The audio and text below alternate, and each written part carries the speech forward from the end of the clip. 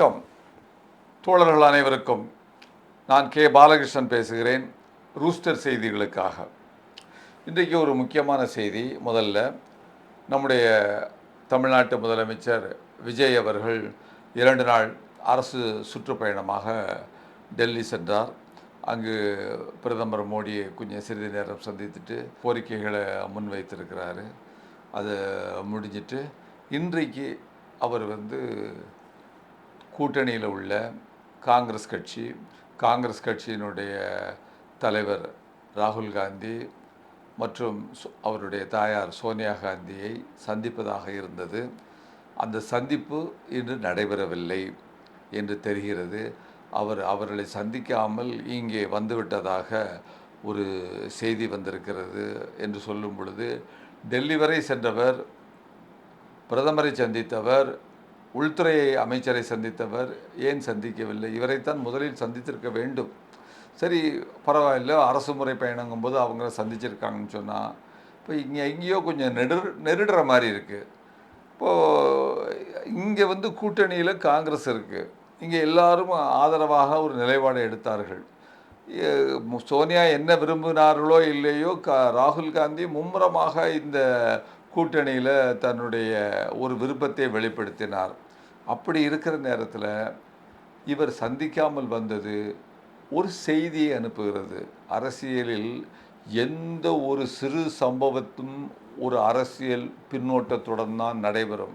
ஒரு சின்ன செய்தி கூட அதை நாம் அப்படித்தான் பார்க்க வேண்டும். சாதாரணமாக எதுவும் நடைபெறுவதில்லை என்று பார்க்கும் பொழுது, அப்படின்னு சொன்னால், இன்றைக்கு பிரதமரை சந்தித்து அவர் ஏதாவது அழுத்தம் கொடுத்திருப்பாரோ, ஒன்றிய அரசு கோபப்பட்டு கொள்ளுமோ என்று நினைக்கிறாரோ விஜய் என்று அர்த்தம் கொள்வதற்கு இடம் உள்ளது.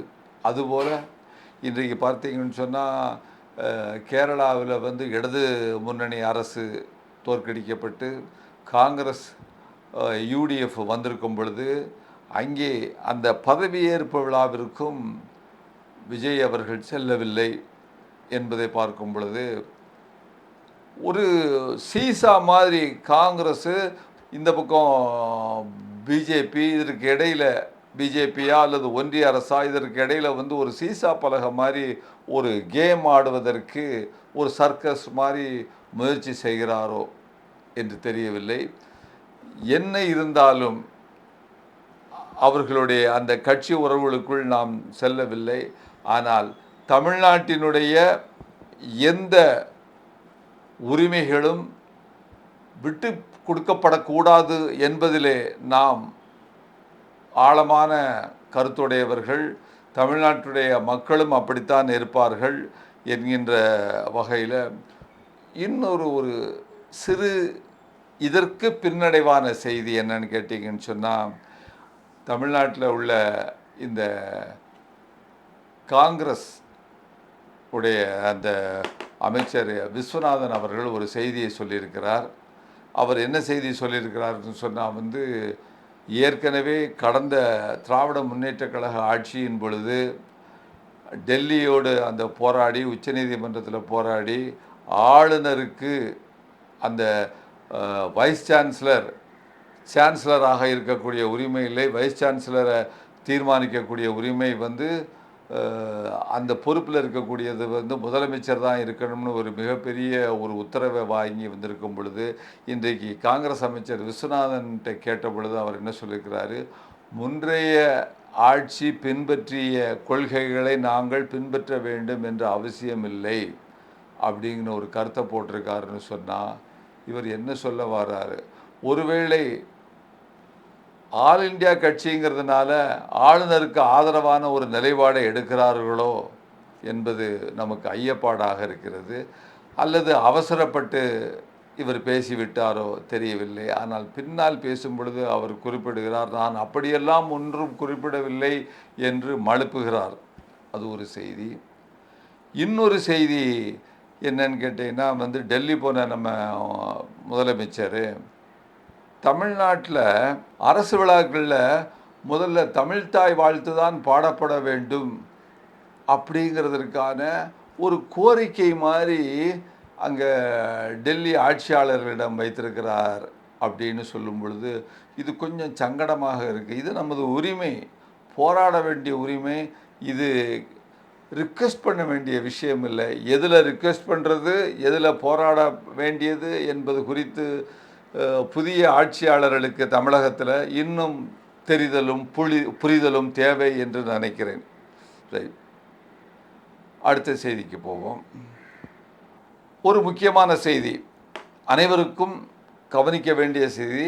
தமிழ்நாட்டில் கடந்த 2 வாரங்களாக வலுவிழந்த கோவிட்-19 தொற்று, இந்த வைரஸ் என்பது பரவி வருவதாக ஆங்கில நாளிதழ் இந்து குறிப்பிட்டிருக்கிறது.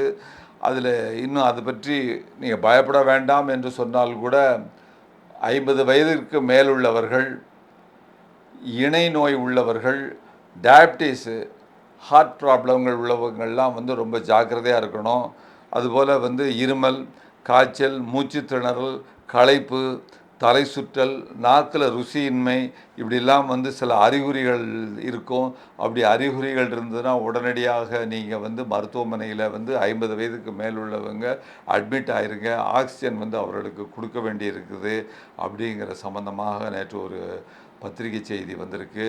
இது கொஞ்சம் நமக்கு அவர்கள் சொல்கிறார்கள், இதை பற்றி அச்சப்பட தேவையில்லை என்று சொன்னாலும் கூட நம்மை போல, என்னை போல 50 வயதிற்கு கூடுதலாக மூத்தவர்கள், பல நோய்களை உள்ளடக்கியவர்கள் கவலைப்பட வேண்டியது. எனவே வெளியே செல்லும் பொழுது, கூட்டங்களில் பயணிக்கும் பொழுது, கூட்டங்கள் இருக்கின்ற இடத்திற்கு செல்லும் பொழுது மாஸ்க் அணிந்து கண்டிப்பாக செல்ல வேண்டும் என்பதை இந்த நேரத்தில் இந்த செய்தியோடு சேர்ந்து ஒரு எச்சரிக்கையாக நம்முடைய தமிழ்நாட்டு மக்களுக்கு கூற கடமைப்பட்டுள்ளேன். இன்னொரு முக்கியமான செய்தி, இது வருத்தமான செய்தி, ஆனாலும் முக்கியமானது. நமது இந்திய ஜனநாயகம் என்பது வேகமாக கீழே இறங்கி கொண்டிருக்கிறதோ என்பதை குறிப்பதாக இந்த செய்தி உள்ளது. அதாவது எஸ்ஐஆர் உங்களுக்கு தெரியும், ஸ்பெஷல் இன்டென்சிவ் ரிவிஷன் அப்படின்னு சொல்லிட்டு தேர்தல் ஆணையம் அறிவித்த அந்த நடவடிக்கை பீகாரில் ஆரம்பித்தது. அதை எதிர்த்து பல்வேறு சமூக சீர்திருத்தவாதிகள், இன்னும் பல்வேறு தலைவர்கள் எல்லாம் உச்சநீதிமன்றத்தில் வழக்கு போட்டிருந்தாங்க. அதில் குறிப்பாக பேராசிரியர் யோகேந்திர யாதவ் அவர் தன்னை அவரும் ஒரு ஒரு பெட்டிஷனராக இணைத்து கொண்டு அவரும் ஒரு வழக்கு போட்டிருந்தார். அதில் நேற்று அந்த உச்சநீதிமன்றம் என்ன தீர்ப்பு வழங்கியிருக்குன்னு சொன்னால், ஒரு மிக மிக பாரபட்சமான ஒரு நடவடிக்கையை மேற்கொண்டு வருகிற தேர்தல் ஆணையத்திற்கு ஆதரவாக அது செய்யக்கூடிய நடவடிக்கைகள் சரியானது என்ற முறையிலே அந்த உச்சநீதிமன்ற தீர்ப்பு அமைந்துள்ளது. இது குறித்து பிரபல வழக்கறிஞரும் ஊழல் எதிர்ப்பு போராளியுமான பிரசாந்த் பூஷன் அவர்கள் நேற்றைய தினத்தை பற்றி குறிப்பிடும் பொழுது, இது இன்றைய நீதித்துறையில் ஒரு கருப்பு நாள் என்று குறிப்பிட்டுள்ளார் என்கின்ற ஒரு செய்தி. இதில் இந்த பெட்டிஷன் வழக்க போட்ட நம்முடைய பேராசிரியர் யோகேந்திர யாதவ் அவர் என்ன சொல்லியிருக்கிறார்னு சொன்னால், எனக்கு மனுதாரர் என்ற முறையில், இந்த வழக்கை போட்டவன் என்கின்ற முறையில் ஏமாற்றம் ஒரு வகையில் தான், ஆனால் இது ஒரு ஏமாற்றம் மட்டுமே. ஆனாலும் இதை விட நான் கூடுதலாக அதிர்ச்சி அடைந்திருக்கிறேன் அப்படின்னு சொல்லியிருக்கிறேன். அதுதான் உண்மை. எனக்கு சாதகமாக தீர்ப்பு வரவில்லை என்பது உண்மைதான். அது எனக்கு அதிர்ச்சியை ஏற்படுத்தவில்லை. நான் மிகவும் மாறுபட்ட தீர்ப்பை எதிர்பார்த்திருந்தது. ஓரளவுக்கு இப்படித்தான் வரும் என்று எனக்கு தெரியும். ஆனாலும் நான் அதிர்ச்சி அடையவில்லை. இந்த நாட்டினுடைய உச்சநீதிமன்றம் அடிப்படை ஜனநாயக கொள்கை மறுக்கப்படுவதை அனுமதித்துள்ளது என்பது குறித்து நான் அதிர்ச்சி அடைந்திருக்கிறேன் என்று கூறியிருக்கிறார். அதாவது ஜனநாயகத்தில் வாக்காளர்கள்தான் ஆளுங்கட்சியை அல்லது யார் ஆட்சி செய்ய வேண்டும் என்பதை தீர்மானிக்கிறார்கள், தெரிவு செய்கிறார்கள். மாறாக இன்று ஆட்சியாளர்கள் வாக்காளர்களை தெரிவு செய்கிறார்கள் என்பதுதான் இந்த நடவடிக்கையினுடைய ஒரு அம்சமாக இருக்கிறது.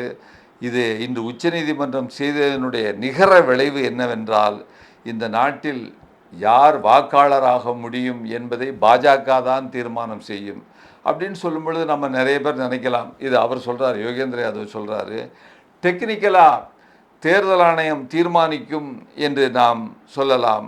ஆனால் தேர்தல் ஆணையத்தினுடைய அந்த நியமனம், அந்த அந்த ஆணையர்களை நியமித்த விதம் கட்சி சார்பற்ற முறையில் இருப்பதை உறுதி செய்ய இதே உச்சநீதிமன்றம் முற்றிலுமாக அது குறித்து எதுவுமே செய்யவில்லை. இஷ்டப்படி உச்சநீதிமன்ற நீதிபதியை நீக்கிட்டு அந்த தேர்தல் ஆணையத்தை தெரிவு செய்யக்கூடிய அந்த குழுவில் பிரதம மந்திரி அமித்ஷாவை போடுறாரு, இவர்கள் தான் தீர்மானிக்கிறார்கள், ராகுல் காந்தியும் சேர்த்திருக்கிறார் என்று சொல்லும் பொழுது இது எவ்வளவு ஒரு மிக மோசமான செய்தி என்பதை அவர் குறிப்பிட்டு, இப்பொழுதெல்லாம் தேர்தல் ஆணையம் நடந்து கொள்ளும் முறையை கருத்தில் கொண்டு பாஜக தான் வாக்காளர் யார் என்பதை முடிவு செய்கிறது என்பதுதான் முற்றிலும் உண்மை. இது வாக்குகளின் அடிப்படையில் எங்களுக்கு ஆட்சி செய்ய அனுமதித்திருக்கிறார்கள் என்று பாஜக சொல்லலாம். ஆனாலும் உலகம் தழுவிய அளவில் வயது வந்தோர் அனைவருக்கும் வாக்குரிமை உண்டு என்கின்ற ஜனநாயக அடிப்படையை அதை மாற்றுகின்ற வகையிலே இந்த உச்சநீதிமன்ற தீர்ப்பு அமைந்திருக்கிறது. அந்த ஜனநாயக நடைமுறையை மறுப்பதாகும். எனவே இது குறித்து எஸ்ஐஆரினுடைய இந்த நடவடிக்கை, ஜனநாயகத்தை மறுக்கின்ற இந்த நடவடிக்கைக்கு உச்சநீதிமன்றம் தன்னுடைய சாப்பாவை, தன்னுடைய முத்திரையை, தன்னுடைய அனுமதியை வழங்கியிருப்பது அதற்கண்டு நான் அதிர்ச்சி அடைந்திருக்கிறேன் என்று வேதனையோடு தன்னுடைய எக்ஸ் தளத்தில் குறிப்பிட்டிருக்கிறார். இன்னொரு செய்தி, விஜய் பண்டிட் அப்படிங்கிற ஒரு பூசாரி கோவிலுக்குள்ள 10 வயசு பொம்பளை பிள்ளைங்க, அது ஒரு தலித்து பொம்பளை பிள்ளை, அந்த சின்ன பிள்ளைய பாலியல் வல்லுறவு செய்வதற்கு அந்த பூசாரி முயன்றிருக்கிறாங்க. உடனடியாக அந்த பூசாரி மீது அங்கே உள்ள லோக்கல் காவல்துறை ஏதோ கொஞ்சம் நியாயமாக கொஞ்சம் நல்ல அதிகாரிகள் இருந்திருக்கிறாங்க. அவங்களுக்கு அவங்க என்னென்னா போக்சோ சட்டத்துள்ள கீழே கைது செய்ய முற்படும் பொழுது, அதுக்கு எல்லா விதமான ஏற்பாடுகளும் செய்ய ஆரம்பிக்கும் பொழுது, குற்றவாளி அந்த பூசாரிக்கு ஆதரவாக முழு பிராமண சமூகமும் காவல் நிலையத்தை முற்றுகையிட்டிருக்கிறது. சாதியை அடிப்படையாக கொண்டு போக்சோ குற்றவாளிக்கு பிராமணர்கள் ஆதரவு அளிப்பது வெட்கக்கேடான நிலை. இந்த சம்பவம் எங்கே நடந்திருக்குன்னா உத்தரப்பிரதேசத்தில் உள்ள சஹரான்பூர் நகரில் நடந்திருக்கிறது என்று சொல்லும் பொழுது நமக்கு என்ன சொல்கிறதுன்னு தெரியலப்பா. வேதனையாக இருக்கிறது. மிக மிக அதுவும் ஒரு கல்வியில் உயர்ந்த சமூகம் என்று நம்பப்படுகிற சமூகம் இப்படி செய்யலாமா? இத்துடன் இந்த செய்தியை இப்பொழுது முடித்துக் கொள்கிறேன். நன்றி, வணக்கம். ஊடகம் கார்ப்பரேட் அரசியல்வாதிகளின் கைப்பாவையாக அடிமைகளாக இருந்தது போதும், இனி சாட்டை எடுத்து சுழற்றும் நேரம் வந்துவிட்டது. ஊடகம் பொதுமக்களாகிய உங்களுக்காக, உங்களாலேயே இயக்கப்பட வேண்டும். ஊடக சுதந்திரத்திற்காக உங்களின் பங்களிப்பை இன்றே அளித்திடுங்கள்.